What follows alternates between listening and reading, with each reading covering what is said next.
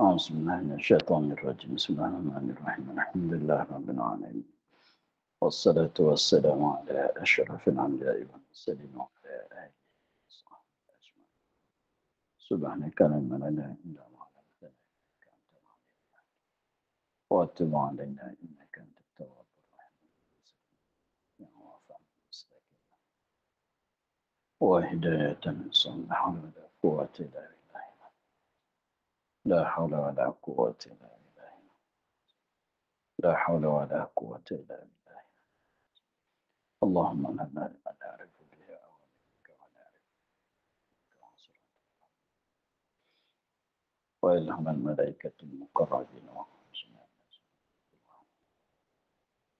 وافتح علينا الأبواب برحمتك وعلينا أسرار رحمتك يا رب رب اشرح لنا صدرنا ولساننا واحلل عقدة من لساننا يفقه قال الشيخ المصنف رحمه الله تعالى نفعنا به وبه في الدارين.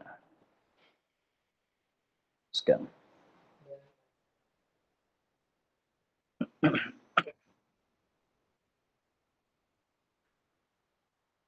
Dan kata Syekh Hudhudi pada syarah matan Ummul Barahin. Apa perkataan dia? Dan hanya sahaja memulai oleh musannif akan karangannya dengan membagikan hukum akal pada awal. Kerana bahawasa mukallaf itu dituntut dengan mengenal barang yang wajib bagi Allah dan barang yang mustahil atasnya dan barang yang harus padanya.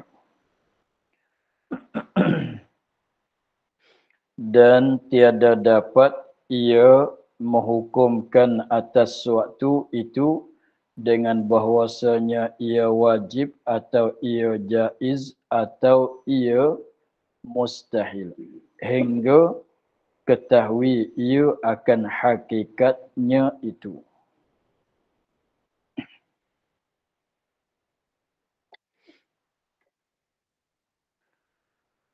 Kata Syekh Hudhudi di dalam syarah Ummul Barahin, di dalam syarah matan Ummul Barahin,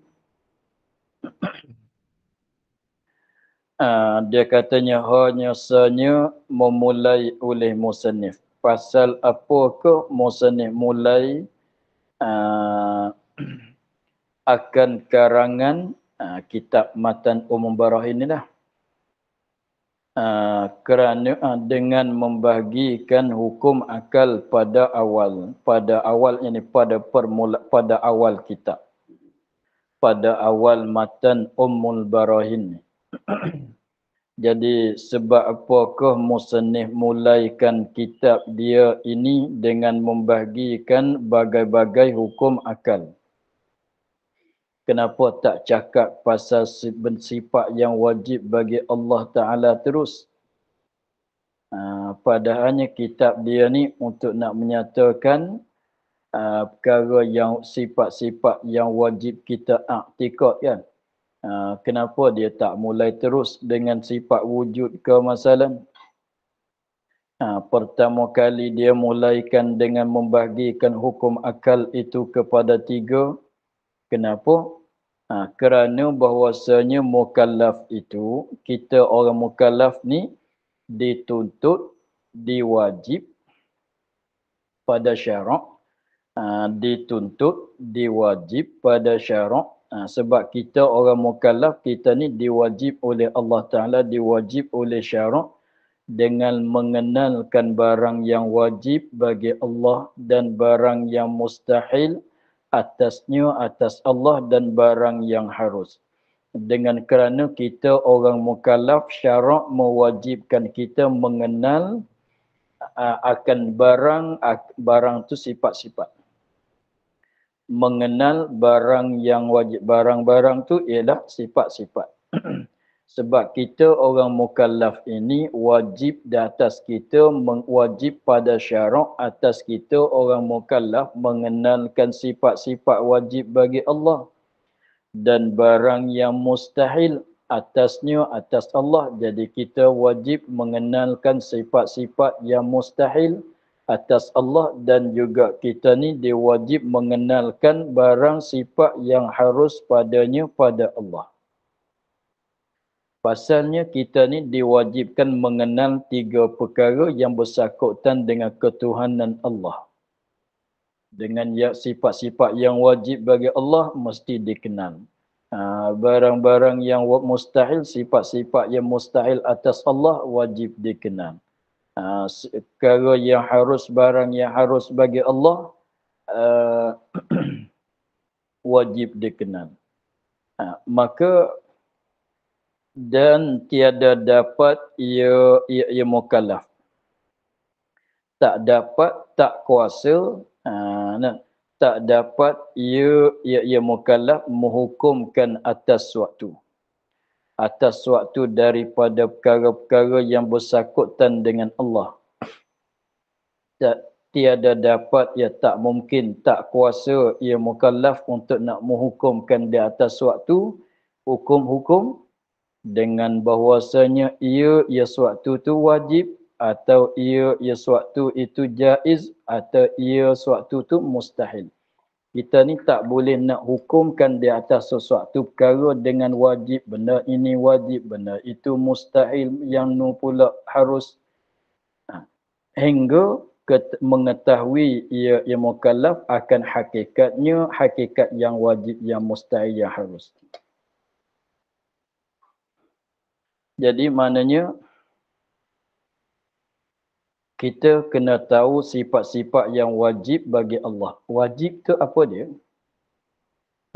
Kena tahu perkara-perkara yang mustahil bagi atas Allah. Mustahil tu apa makna?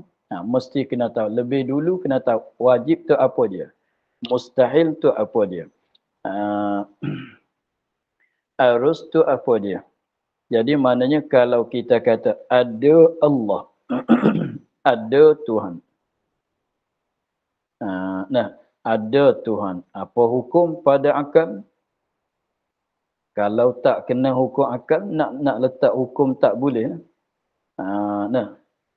Kalau tak kenal hukum akal, maka nak letak hukum pada ada Allah, pada kudrat Allah, tak boleh kita nak letak hukum. Sebab kita tak kenal hukum, nak jemput ambil letak tu, tak boleh. Kita kena kenal. Contohnya kita nak masak. Kita nak memasakkan, nak buat gulai masalan. Orang katanya, kau nak gulai mesti masuk garam. Kau nak gulai mesti kena masuk garam. Nak bergulai tu mesti kena masuk santan. Lepas tu macam mana kalau kita tak kena garam, nak ambil masuk dalam gulai? Macam mana kita nak bergulai kalau tak kena santan? Kena kenal dulu lah. Sebab tu belum pada nak belajar memasak, kita kena kenal bahan-bahan dia dulu. Kalau tak kena bahan, kalau nak buat tom yam masalah, kata kena letak serai. Tapi orang tu dia tak kena serai. Macam mana dia nak buat tom yam? Begitulah. Jadi pasal itulah musannif Imam Sanusi di dalam matan Barahin dan begitu juga kebanyakan pengarang-pengarang kitab ilmu tauhid ini didahulukan akan hukum akal lebih dulu. Sebab pasal tadilah tak boleh kita nak hukumkan sesuatu dengan wajib mustahil harus, melainkan kita faham, kita tahu makna wajib mustahil harus. Bahawa apabila kita tahu, kata boleh tahulah benda ni masuk dalam wajib, benda ni masuk dalam harus, benda ni masuk dalam mustahil.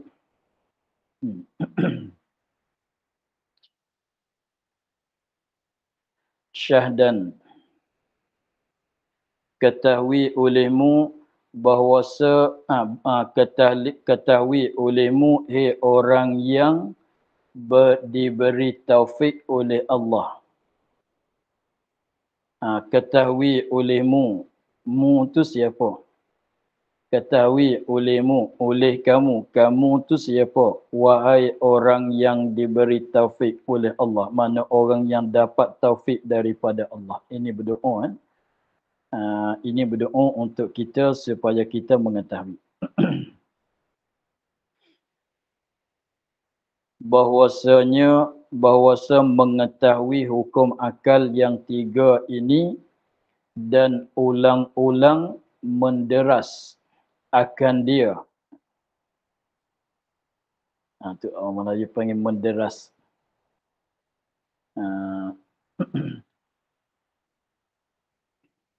Mana lepas sebut, lepas kata.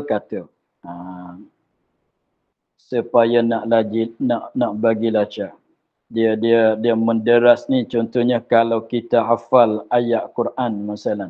Kita hafal apabila kita ulang-ulang tu untuk nak ingat, nak jadi hafal. Kita ulang-ulang tu untuk nak hasilkan hafal. Lepas tu, lepas pada kita dah dapat hafal, nak bagi lekat lama, nak bagi lancar, nak bagi mahir, nak buat macam mana? Kena menderas.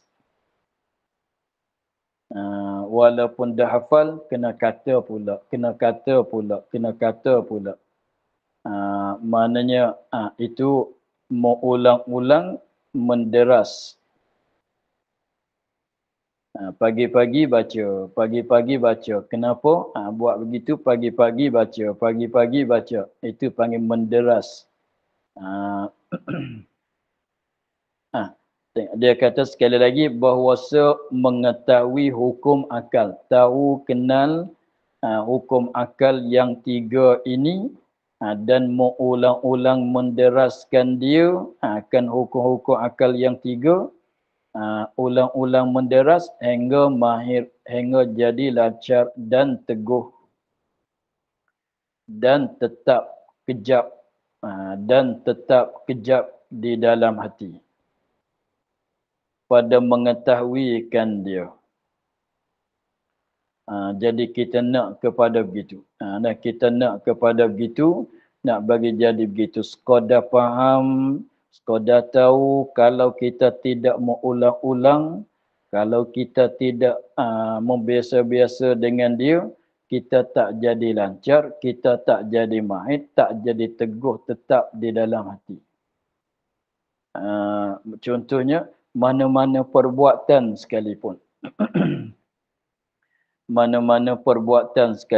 Kalau kita dah pandai, kena selalu buat, tak jadi mahir, tak jadi lancar.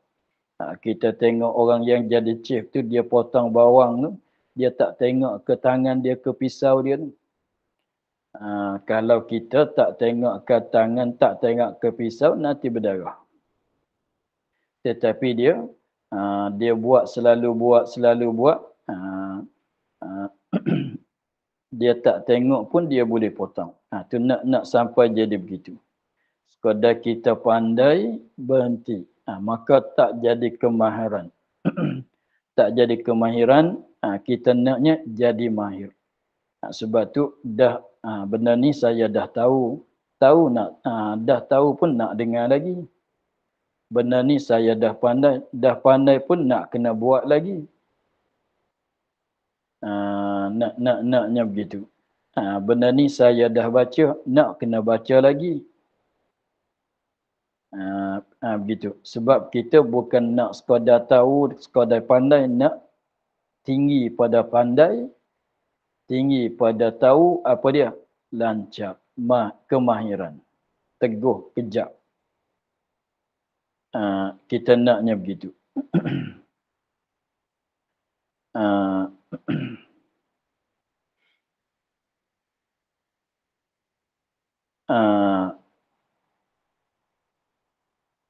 Supaya jangan berkandak oleh fikir dan bicara pada mengingatkan maknanya. Supaya jadi maknanya kita kena ulang-ulang menderas sehingga kita dapat kemahiran, dapat teguh, dapat kejap tetap di dalam hati, supaya jangan berkandak oleh fikir dan bicara pada mengingatkan maknanya kepada payah. Gitu. Jadi maknanya kalau kita dah faham, kalau kita tak lancar, kita katanya wajib bagi Allah, apabila tanya apa makna wajib, jap, buka kitab jap. Nak buka kitab tepat takrif dia dulu. Apa makna wajib? Jap, saya nak tengok yang saya tulis. Itu tak jadi lagi tu. Tak jadi lagi tu. Tengok kita baca apabila kita baca Quran tu, apabila orang tak mahir, orang tak lacar, apabila dia baca satu tepat, dia kena kata dia kena itu lagi, wal yasin wal Quranil Hakim. Kalau orang dah lacar dia baca straight begitu kan. Tapi kalau orang tak lacar, apabila Yasin ini bacanya waw fathah wa lam wal qaf depan, bagi depan ku, kena satu-satu baru boleh baca. Lambatlah begitunya. Boleh baca ke tidak? Boleh, tapi tak lancar, lambatnya begitunya. Maka maka makna bagi hukum akal tu kita nak kepada lancar. Ada kalanya dah faham tapi tak terhafal. Apabila tanya apa makna wajib, di mana sebut takrif wajib, di muka sana, balik tengok sana. Tidak pun mana buku yang saya tanda, wajib mana apa, kena tengok sana. Lagi mana kita nak faham huraian lagi, nanti mana nak ulangkan hafalan yang dulu lagi. Susah. Susah. Jadi nak kepada lacat. Sebut kata wajib Allah bersifat dengan wujud. Dah faham? Wajib tu apa benda? Dah mari, dah dalam fikiran, dah datang.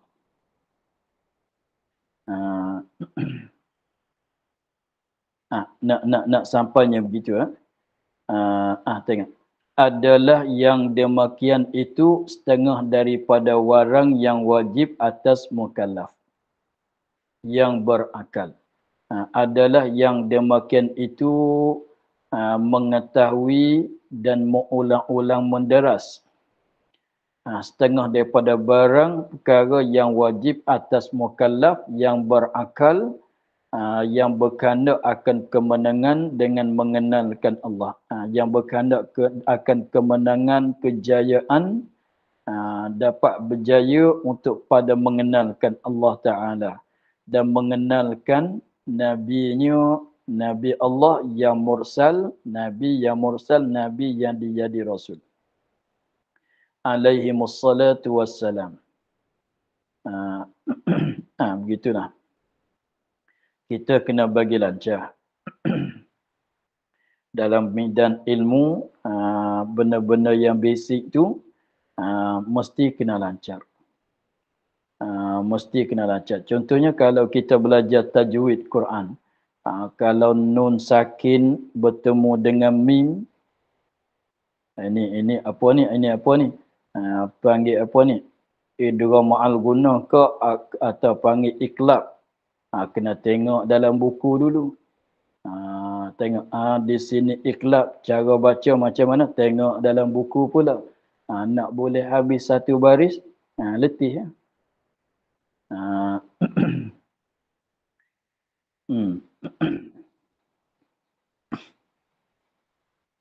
Tetapi kata Imam Haramain dan jemaah ulama, satu golongan daripada ulama kita, bahawasa mengenal bagai hukum akal yang tiga ini lah, bahawasa mengenal bagai hukum akal yang tiga, inilah akal. Itu dia panggil akal.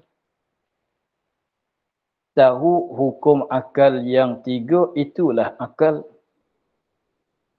Mana tak tahu, tak ada akal. Tak tahu, tak tahu tiga benda ini, tiga perkara hukum akal, tiga bagai hukum akal, tidak akal. Maknanya tidak ada akal. Ha, gitu. Dia macam ni lah. Sebut kata nasi, mesti tak boleh makan. Ha, sebut kata nasi. Sebut kata nasi, mesti boleh makan. Boleh kita nak makan dia. Tetapi macam boleh jadi ke? Dia ni, benda ni nasi, tapi tak boleh nak makan. Kita bagi nasi ke? Ha, tak boleh. Ha, sebut kata kuda, mesti kena boleh naik di atas belakang dia. Boleh nak naik, boleh nak menunggang di atas belakang dia. Tetapi kalau orang kata ni kuda dah besar, bukan baru beranak, dah besar tetapi tak boleh nak naik atas belakang dia. Itu bukan kuda, kambing kot. Begitu. Jadi sebut kata orang yang ada akal, mesti dia kena faham benda-benda hukum akal yang tiga ini. Jadi maknanya semata-mata ada akal, maknanya orang ni dah faham benda akal yang tiga, hukum akal yang tiga. Maka barang siapa yang tiada, maka barang siapa tiada mengenal dia hukum akal, maka orang itu tiada berakal. Tak kenal bukan orang yang berakal. Sebab katanya, kalau ada akal, mesti kena faham benda ni. Sebut kata garam, macam mana kalau tak masin? Kata ni air laut ni. Ni air laut. Tapi kita rasa dengan lidah, manis. Betul ke? Betul ke air laut? Air tebu kot. Air gula kot. Begitu. Jadi maknanya dah begitu. Sebab hukum akal. Sebab hukum akal. Contohnya sekali lagi kita katanya rukun Islam ada berapa? Setengah daripadanya solat, setengah daripadanya puasa. Lepas tu kalau kata saya orang Islam tetapi tak solat. Nak kata Islam betul-betul ke? Kita kata, betul kau orang Islam. Kenapa tak pernah tengok kau puasa, kau sembahyang? Begitu. Jadi sebut kata akal mesti kena tahu benda ini. Tapi bukan maksud katanya tak pandai nak hurai bagi orang dengar. Itu lain. Cuba tanya orang yang berakal. Cuba kita tanya dia. 5 tambah 5 jadi 9. Dia jawab, itu salah tu. Kalau tanya orang kafir pun, kalau tanya orang tak belajar kitab Usuluddin pun, dia tahu kan. Itu makna dia itu maknanya kalau orang ada akal, dia dah tahu benda tu. Kita katanya, pada waktu saya lapar, itulah saya kenyang. Pada waktu saya kenyang, itulah saya lapar. Dia, kalau orang kafir pun, kalau orang tak belajar agama pun dia kata, macam mana pula? Tu dia kata, dia tahu kata, beri pun antara lapar dengan kenyang dalam masa sama adalah mustahil. Tu dia faham tu. Sebab kalau orang berakal, mesti dia dia tahu. Tetapi kalau kita tanya, kenapa tak boleh nak terima kalau kata ketika saya kenyang saya lapar, ketika saya lapar tu saya kenyang? Dia kata, tak boleh jadi. Kenapa tak boleh jadi? Tak boleh jadi. Tapi kalau tanya kita, itu mustahil. Kalau tanya kita orang belajar, itu benda mustahil panggil. Tapi orang tak belajar, dia kata, tak boleh jadi. Macam mana pun tak boleh jadi. Apa panggilan? Saya tak tahu. Tapi kalau tanya kita orang belajar, itu benda mustahil. Apa makna mustahil? Benda tidak. Kan? Tak terima ada. Benda tak ada, tak terima ada. Benda ternafi, tak terima sungguh. Kita boleh jawab kan. Tapi dia orang tak belajar, dia tahu kata tak boleh jadi. Dah kenal dah tu. Cumanya tak pandai nak sebut kata mustahil, tak pandai nak cerita ta'rif itu, memanglah dia tak belajar. Tetapi dia kenal ke tidak? Dah kenal dah tu.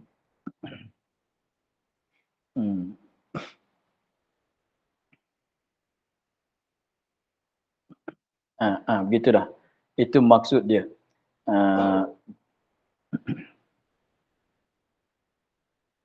Dan kata musannif, yakni Syekh Sanusi. Dan kata musannif, siapa musannif? Pengarang Matan Ummul Barahin, yakni Syekh Sanusi. Wa yajibu ala kulli mukallafin syar'an. Ini masuk matan pula. Selepas pada menyatakan hukum ta'rif, menyatakan ta'rif bagi wajib, mustahil, harus, maka sekarang dah mulai nak masuk pada maksud kita ialah nak mengetahuikan perkara yang wajib, yang mustahil, yang harus pada Allah.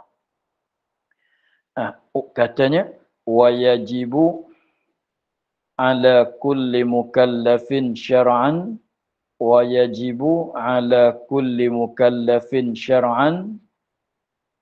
Terjemahan dia, dan wajib atas tiap-tiap mukallaf. Wajib ni wajib dengan sebab syarak, bukan wajib sebab akal.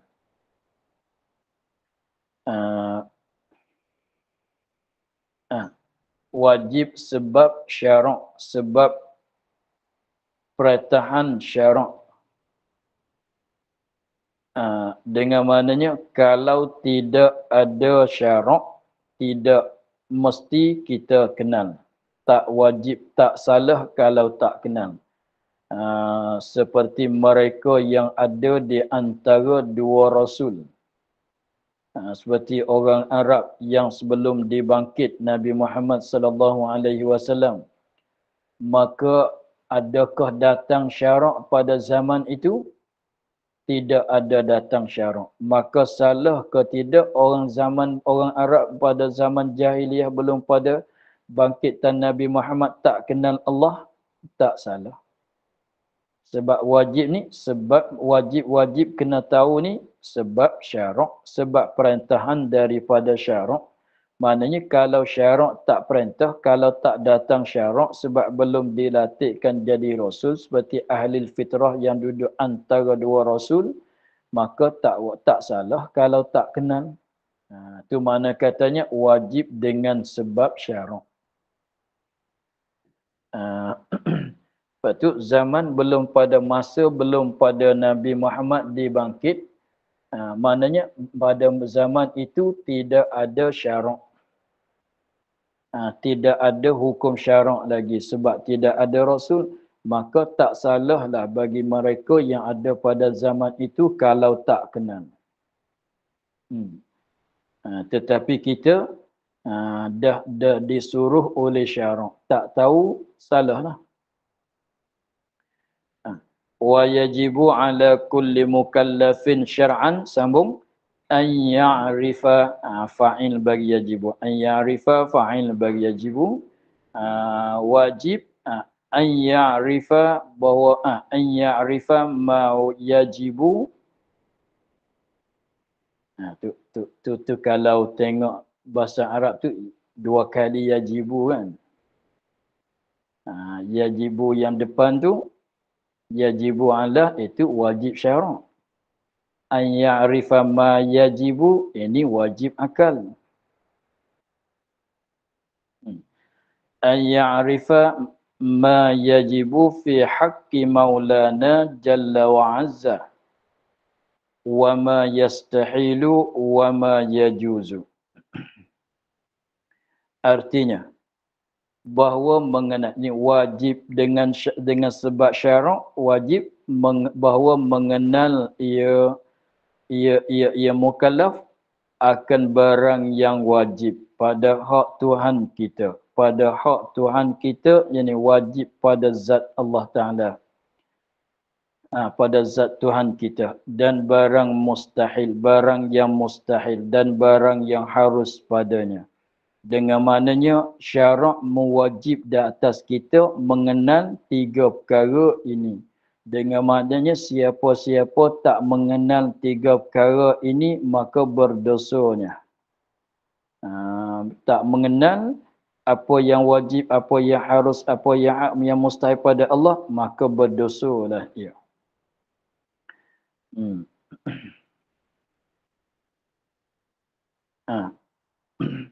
Katanya, ketahui olehmu bahawa wajib itu dua perkara.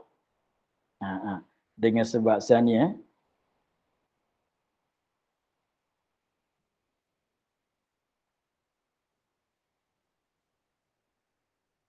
dengan sebab sana, wa yajibu ala kulli mukallafin, yajibu, wajib apa tu? Wajib syarak. An ya'rifa ma yajibu fi haqqi, yajibu mana apa situ? Di situ wajib akal kan. Wajib akli. Sebab tu dia sini dia nak jaga kepada kitanya. Nak jaga. Ketahui olehmu bahawa sewajib itu dua perkara. Mana dua bagai? Sebenarnya tiga kan. Wajib syar'i, wajib akli, wajib adat. Sebenarnya tiga. Tetapi kenapa dia kata dua di sini? Sebab nak ambil dalam matan. Sebab tilik pada matan tu dua kali yajibu. Kan? Ketahui olehmu bahawa wajib itu dua perkara. Mana dia? Ada kalanya wajib syar'i. Wajib syar'i, mana wajib hukum syarak. Maknanya keadaan suatu itu sekira-kira diberi pahala atas orang yang berbuat dia dan diseksa atas orang yang meninggalkan dia. Seperti barang yang telah lalu sebut. Itu wajib syar'i kan. Wajib syar'i kalau buat boleh pahala, dapat pahala, diberi pahala oleh Allah kalau ikhlas. Kalau tinggal, sepatutnya diseksakan. Sepatut diseksa. Seperti yang telah lalu sebut pada makna syarak dulu. Itu wajib syar'i.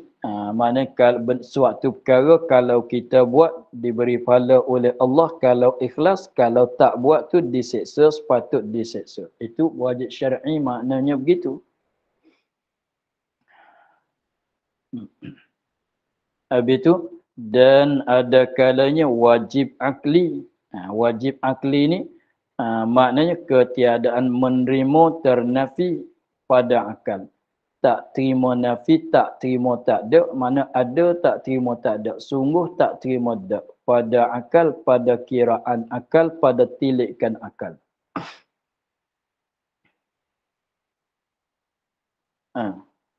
Maka telah lalu sebutnya jua. Tengok. Tengok. Kalau kita cakap wajib solat.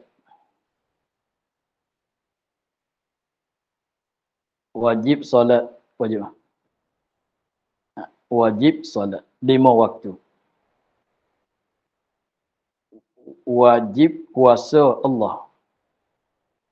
Wajib kuasa Allah. Wajib kuasa Allah. Wajib akli. Kalau gini, wajib i'tiqad bahawa Allah itu kuasa. Wajib. Wajib i'tiqad bahawa Allah itu ada. I'tiqad Allah ada. Ambil sebanyak tu. I'tiqad Allah ada. Apa hukum? Akli ke syar'i? I'tiqad Allah ada. Apa hukum syar'i ke akli? Akli. I'tiqad Allah ada. Tentang kata i'tiqad Allah ada itu wajib syar'i. Tentang kata i'tiqad Allah ada. I'tiqad Allah ada perbuatan siapa? Kita. Nah, kita. I'tiqad Allah ada. Kita kan. Siapa yang mengiktikad? Kita. I'tiqad Allah ada wajib syar'i. Ada Allah? Allah ada? Wajib syar'i, wajib akli. Begitu kan? I'tiqad ada Allah. I'tiqad ada Allah. Nak tanya hukum syar'i ke hukum akli? Kena tanya balik. Di mana tu? Di i'tiqad ada Allah wajib syar'i. Tentang kata ada Allah wajib akli. Situ ada dua kan. Nak bagi lancarnya, cuba kata begitu. I'tiqad ada Allah. Nak tanya hukum akli ke hukum syar'i? Jangan terus jawab hukum syar'i. Jangan terus jawab hukum akli. Bagi-bagi ya. Tentang kata pada kata i'tiqad ada Allah syar'i. Di ada Allah tak tilik pada i'tiqad.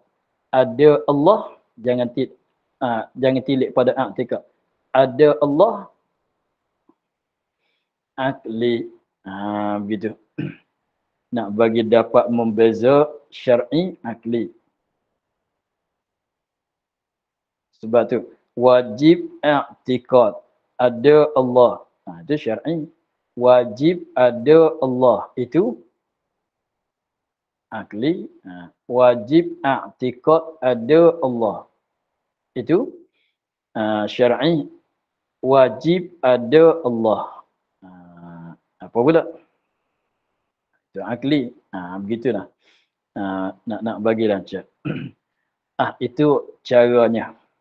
Tetapi di sini dia nak datangkan tandaan. Apabila cakapan begini, tahulah makna wajib syarak ke wajib akli. Nak bagi alamat untuk kita nak kenal kata wajib ni wajib syar'i ke wajib akli mengikut perkataan. Maka wajib syarak itu alamatnya datang lafaz ala, kemudian daripada lafaz yajibu. Kalau ada ala selepas pada yajibu, tapi kemudian pada lafaz yajibu ni kemudian pada maddah yajibu. Kemudian daripada lafaz yajibu, yakni kemudian daripada maddah yajibu. Dia ni beranjak kepada guna ilmu nahwu sikit. Nahwu saraf. Dia adanya tasrif dia wajaba fi'il madhi, yajibu fi'il mudhari', lepas tu wujuban itu masdar. Lepas tu isim fa'il dia wajibun,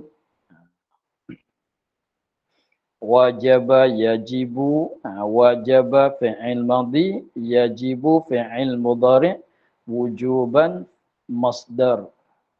Lepas tu isim fa'il wajibun. Lepas tu tak mesti lafaz yajibu lah. Kalau kata wajaba ada lafaz ala. Sama lah. Yajibu ada lafaz ala di belakang. Wujuban, wujub Ada lafaz ala di belakang. Wajibun pun ada ala. Sama. Tak mesti kepada yajibu. Tetapi dalam matan kita yajibu kan. Tapi kalau wajaba pun sama, fi'il madhi pun sama, masdar pun sama, isim fa'il pun sama, biasanya guna pada 3-4 lafaz itulah. Wajaba, yajibu, wujuban, apa dia lagi, wajibun. Lepas tu sekiranya wajaba ada ala di belakang, yajibu ada ala di belakang, wujub ada ala di belakang, wajibun ada ala di belakang. Tengok. Itu maknanya makna syar'i kalau begitu.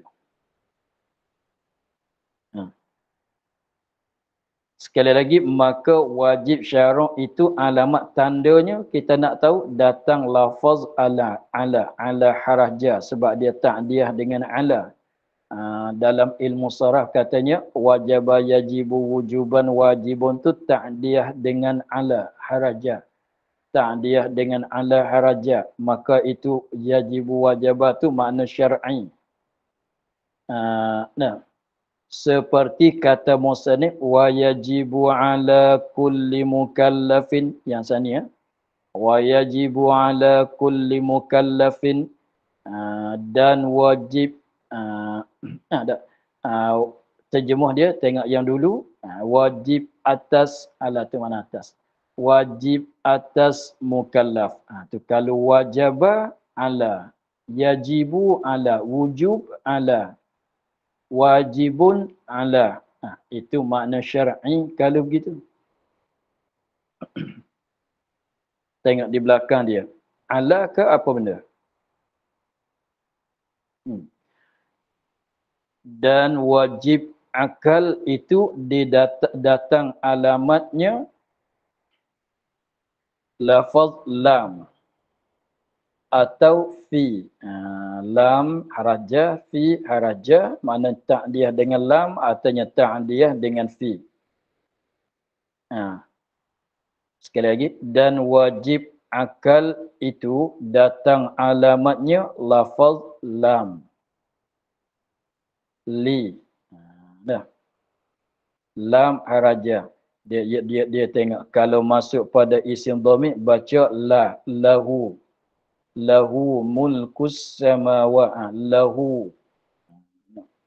Kalau masuk pada isim zahir baca baris kasrah, baris bawah.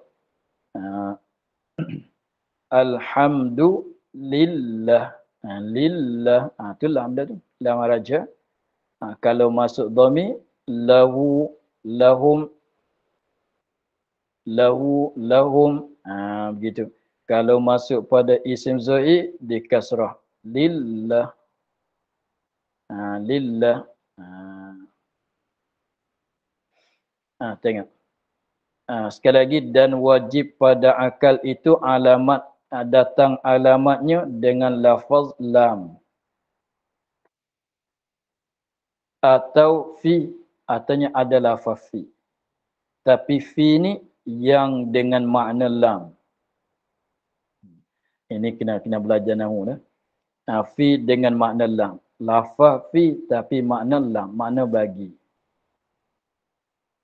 Fi asalnya makna dalam, pada. Mana di dalam, mana pada. Tetapi sini fi dengan makna lam, makna bagi. Sebab lam tu makna bagi. Seperti yang dikata oleh musannif, fama apa?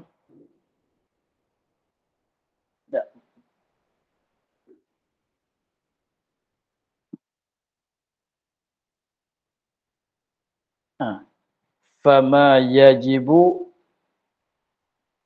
limaulana. Fama yajibu limaulana. Dia kata Musa ni kata fama yajibu limaulana.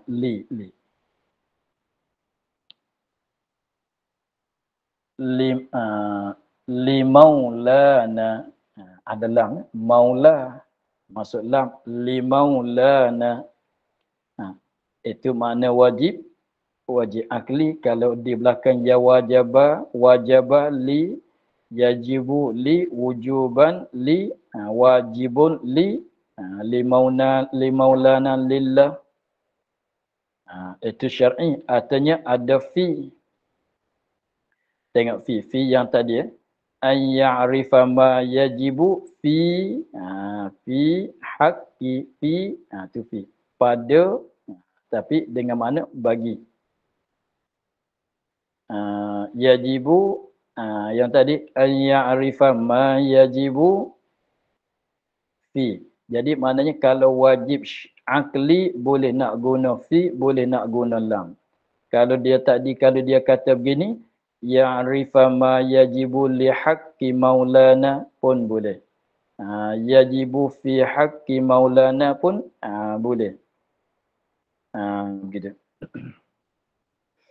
Itu tanda-tanda kita nak tahu. Nanti perhati tengoklah. Nanti kita perhati sebut kata bahasa Melayu wajib. Wajib bagi ke wajib atas. Begitu. Kalau kita bahasa Melayu dalam kitab Jawi wajib atas ke wajib bagi. Sebab tu tak salahlah kalau kata wajib atas Allah bersifat dengan sifat wujud. Salah kata begitu. Cakapan tu salah. Kataan itu salah. Wajib atas Allah itu salah. Kena kata yang betulnya wajib bagi Allah bersifat dengan wujud. Kalau nak makna syarat, makna akli, kena begitu.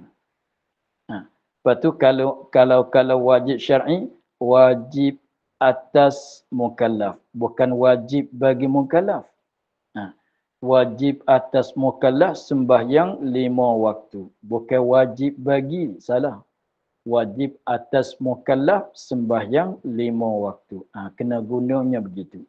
Sebab ta'diyah lain-lain. Kalau wajib ala, wajib atas syarak.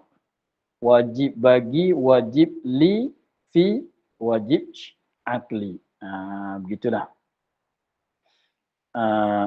Itu tandaan dia untuk kita nak untuk kita nak kenal makna syar'i ke makna akli. Begitulah. Maka kita akhir di situ pada katanya tatimmatun ketahui olehmu. Wallahu a'lam. Alhamdulillah rabbil alamin. A'udzubillahi minasyaitonir rajim. Bismillahirrahmanirrahim. Alhamdulillah rabbil alamin wassalatu wassalamu ala asyrafil anbiya'i wal mursalin wa ala alihi wa sahbihi ajma'in. Allahumma iftah 'alaina futuhal 'arifin ونور قلوبنا بنورك الكريم واجعل عملنا خالصة لوجهك